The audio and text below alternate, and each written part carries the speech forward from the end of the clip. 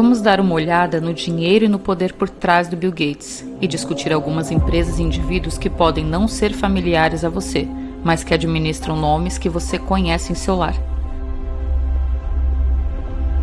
Então, vamos dar uma olhada mais de perto em uma facção denominada hoje em dia de Deep State.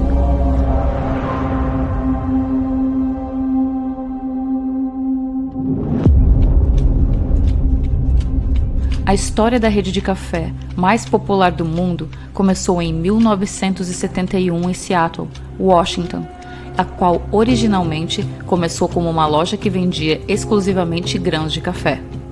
Uma década depois, Howard Schultz foi contratado como diretor de marketing e vendas e ele rapidamente transformou a loja de grãos de café em uma cafeteria, com sua estratégia sendo de expansão agressiva conforme os anos passavam.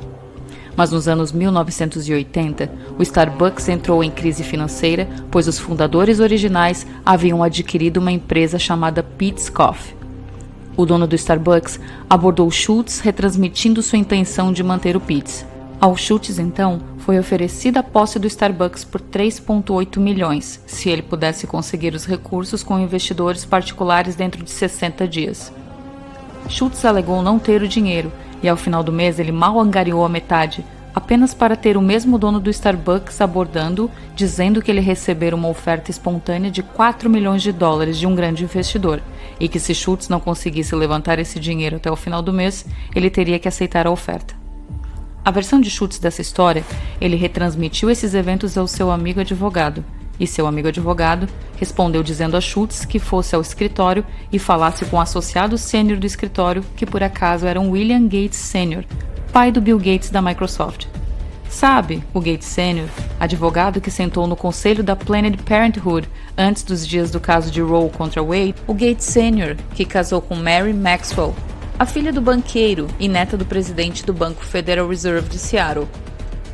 Sim, o Gates Sr., em posição de orgulho nos seus 2 metros e 4 centímetros de altura. Estamos todos familiarizados com esse ponto.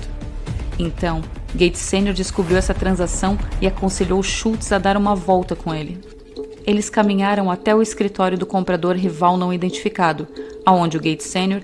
deu ao investidor uma chicotada verbal dizendo: "Você deveria se envergonhar, afaste-se, esse garoto Schultz vai realizar o seu sonho."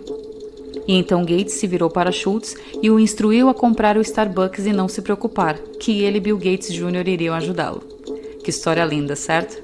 Tem tudo o que você poderia querer. Café bem quente, ascensão de um desfavorecido e, claro, um sábio senhor de idade cuidando dos sonhos de um jovem rapaz. Ah, claro! É o mesmo cara que defendeu a exterminação antecipada de muitos sonhos em potencial através do Planned Parenthood. Mas não vamos remoer isso agora, porque o Gates Sr. fez esse sonho único americano se tornar realidade. Tão inspirador, verdadeiramente alcançável para qualquer um que estivesse disposto a trabalhar duro e, claro, disposto a esse bom acordo e trabalhar em torno da sombra indireta do proprietário da empresa.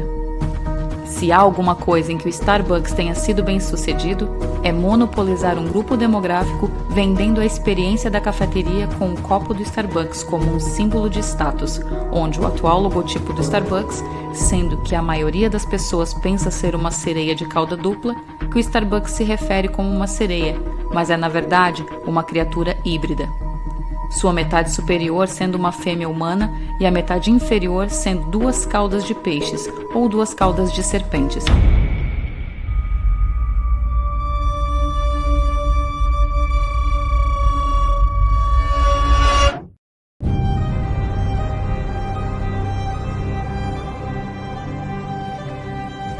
O café naquele copo vem com um valor objetivamente alto, e alguém pode deduzir que altos preços equivalem a alta qualidade, ou pelo menos ingredientes reais.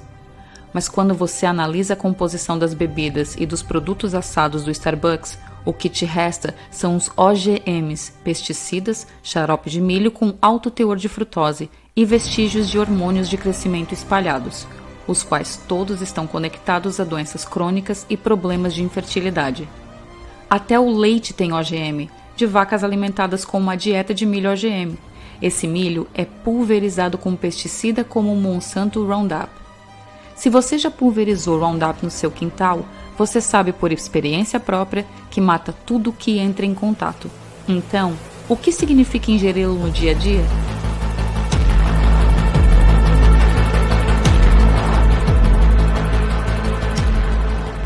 Então, a prioridade do Starbucks deveria ser se afastar dos ingredientes da OGM Monsanto, certo? Bem, vamos seguir o dinheiro e demonstrar por que eles não podem. A divisão dos ingredientes pode ser apenas um sotaque na história, mas é na verdade um grande negócio, pois podemos desenhar uma linha distinta do bom acordo do Starbucks entre Schultz e Gates em uma empresa que controla a maior parte do abastecimento mundial de alimentos. A Monsanto começou originalmente como uma empresa química, eventualmente evoluindo para uma empresa farmacêutica. Em seguida, fez parceria com os militares para nos dar o agente laranja, o inseticida DDT, PCBs em hormônios de crescimento artificial, o qual não fez nada além de deixar um rastro de destruição em seu caminho. A Monsanto teve que desembolsar milhões e milhões de dólares para liquidar processos judiciais por causa dos efeitos prejudiciais dos seus produtos químicos. Então eles eventualmente mudaram seu foco para a agricultura. E adivinha?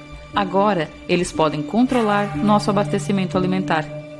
Eles puderam permanecer fiéis às suas raízes, introduzindo produtos químicos e modificações genéticas das safras. Se seguirmos o rastro de dinheiro da origem do Starbucks, da divisão dos ingredientes do Starbucks nos levando ao Monsanto, nós chegamos a 2009, quando a Fundação Bill e Melinda Gates comprou 500 mil ações da Monsanto. Ou, pelo menos foi isso que foi publicado e documentado naquele ano fiscal. Em outras palavras, esse é o investimento que conhecemos. O Bill comprou, simultaneamente, uma grande quantidade de ações da Cargill, uma agrogigante anônima que governa os produtos alimentares da base do mundo. Fazendo isso, ele efetivamente tem uma grande participação financeira no abastecimento mundial de alimentos, e esse fornecimento é controlado por empresas com reputações menos do que impecáveis, isso dizendo de forma suave. Mais tarde, Bill Gates investiu milhões e milhões de dólares em empresas alternativas de carne vegetal, como a Beyond Meat, e o hambúrguer impossível, vendido em restaurantes de luxo, supermercados e até mesmo de fast food, como o Burger King, Carl's Jr. e agora o Starbucks. O CEO da Impossible Foods é Patrick Brown, um professor de bioquímica da Stanford especializado em pesquisa de DNA, cujo pai trabalhava para a Central de Agência de Inteligência.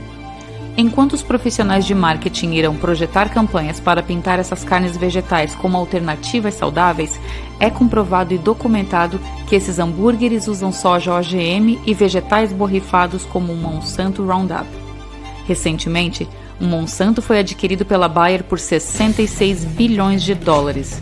A Bayer é uma empresa farmacêutica alemã que fazia parte do conglomerado IG Farben no Terceiro Reich e foi condenada pelos militares americanos por tirar vantagem da ausência de restrições legais e éticas à experimentação médica para testar suas drogas em humanos relutantes durante a Segunda Guerra Mundial. Você pensaria que a Bayer teria aprendido a lição e talvez tentado se comportar, não sei, um pouco mais eticamente ao longo das décadas, mas não. Eles têm tantos escândalos em processos judiciais quanto a Monsanto, como recentemente, quando os laboratórios da Bayer perceberam que seus hemoderivados estavam contaminados com HIV e decidiu que seu investimento financeiro nesses produtos era alto demais para descartarem todos os seus frascos de sangue em um incinerador. Então, eles venderam seus produtos contaminados para a América do Sul e Ásia sem a cortesia de um aviso. Sim, essa é a empresa que controla nossos produtos farmacêuticos e fornecimento de alimentos. Não estamos todos emocionados? Não é de admirar que Bill Gates esteja fazendo chover nessas empresas. Elas são literalmente as MPVs de sua paixão e de sua família, controle populacional. Nos anos 1980, Bill Gates Sr. era um advogado que fazia parte do conselho da Planned Parenthood, antes mesmo que alguém soubesse o que era Planned Parenthood. O seu filho, o cofundador da Microsoft e bisneto da Federal Reserve, desempenhou um papel fundamental no império do Starbucks de Howard Schultz. No início dos anos 2000, após uma série de publicidade negativa da mídia por seus problemas jurídicos, o Bill Gates estabeleceu a Fundação Gates para seus esforços filantrópicos.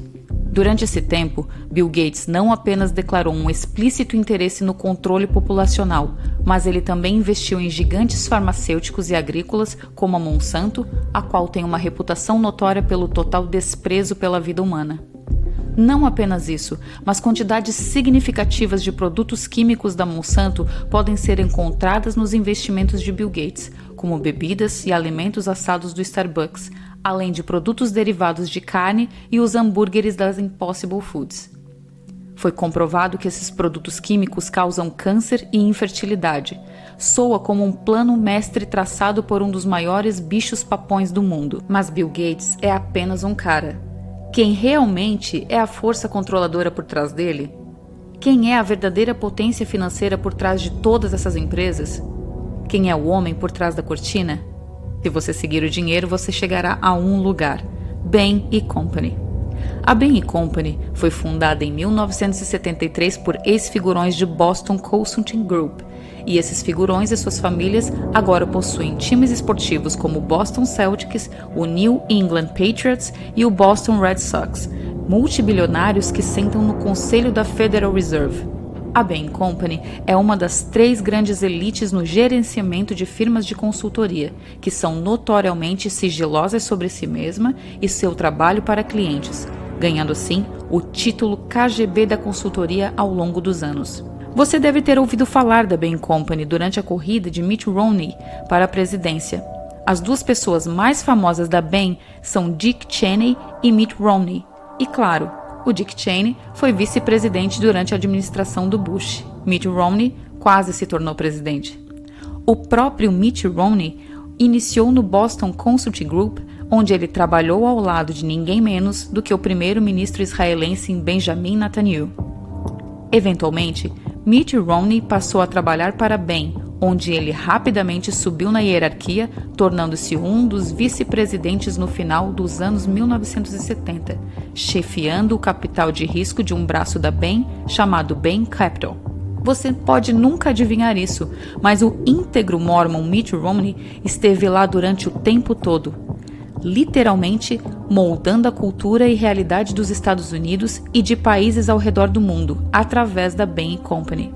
Enquanto a Bain funciona como uma empresa de capital privado, acho que podemos dizer com confiança que a Bain & Company é uma frente da inteligência dos Estados Unidos e uma empresa militar industrial, já que algumas das pessoas mais famosas da Bain são funcionários do governo de alto nível. E os clientes mais famosos da Bain foram e são Halliburton, Raytheon, Monsanto, Microsoft, Starbucks e até mesmo a Fundação Bill e Melinda Gates. A Bain gerencia uma grande parte das empresas na Fortune 500, é por isso que seus estoques vão tão bem. E enquanto a Bain diz que eles são uma empresa de consultoria, seu padrão é de uma empresa de aquisição que entra, assume e silenciosamente deixa a concha intacta enquanto eles colocam seus próprios funcionários em posições de poder dentro de uma empresa. Você pode se surpreender que o gerente da Bain é Ryan Seacrest, o responsável pelo reality show Keeping Up with the Kardashians. Podemos dizer com eficácia que o mormon íntegro Mitt Romney foi o cara que colocou a agenda transexual na televisão através da saga Bruce e Caitlyn Jenner. Então, quando Kanye West fica tagarela e é amarrado a uma maca e colocado de castigo por alguns dias apenas para retornar parecendo um aspirante a clone do Marshall Mathers, isso é tudo a Bain & Company. Quando você vê Bill Gates fazendo "pergunte-me qualquer coisa" na seção de respostas do Reddit ou postando no noticiário das 6 horas, rotulado como especialista em pandemia e falando sobre vacinações obrigatórias, mantendo todos em casa para um futuro previsível e sorrindo com satisfação, isso é a Bain & Company. Quando você está mordiscando seu hambúrguer de fast food à base de vegetais e dá uma bocada do delicioso Monsanto Roundup, isso é Bain & Company. Quando você dá um gole no seu Mocha Frappé Latte, apenas para ser inundado com uma enorme quantidade de agendas sociais voando para fora da sede do Starbucks, você adivinhou, é a Bain & Company. E se você já é um liberal de alguma forma e gosta de tais agendas e uma xícara de café bem quente do Starbucks, lembre-se de que sua visão do mundo está sendo socialmente projetada pelo trabalho de um candidato republicano à presidência. O íntegro governador Mormon e atual senador Mitt Romney e um bando de velhos rabugentos que estiveram com Bush desde a época de Skull and Bones. Então, seguimos o dinheiro, mas onde nós chegamos? Bem, neste vídeo, chegamos a um pequeno grupo centralizado, tudo pertencente e operado ou pelo braço de investimento da Sea Skull and Bones, também conhecido como BAM, ou é de propriedade e operado pelo Mossad, Carlyle ou BlackRock. Esse grupo tem dinheiro ilimitado e poder para assumir empresas e indústrias que consideram cruciais. Essas pessoas têm dinheiro ilimitado porque eles estão literalmente sentados no conselho da Federal Reserve, que nos traz ao legado da família Gates. Eugenia, agora rebatizado como controle populacional com a Planned Parenthood por parte de seu pai e o Banco Federal Reserve do outro. Tudo que Bill Gates já tocou, da Microsoft a Starbucks, para suportar os fabricantes das vacinas da Monsanto e hambúrgueres à base de plantas, foi tudo administrado pela Bain & Company. São eles que colocam computadores da Microsoft em cada mesa de escritório, em cada prédio do governo e no laboratório de informática de cada escola. E esses computadores e programas têm acesso pela porta dos fundos para espionagem. Isso é o Deep State, ou pelo menos uma facção dele.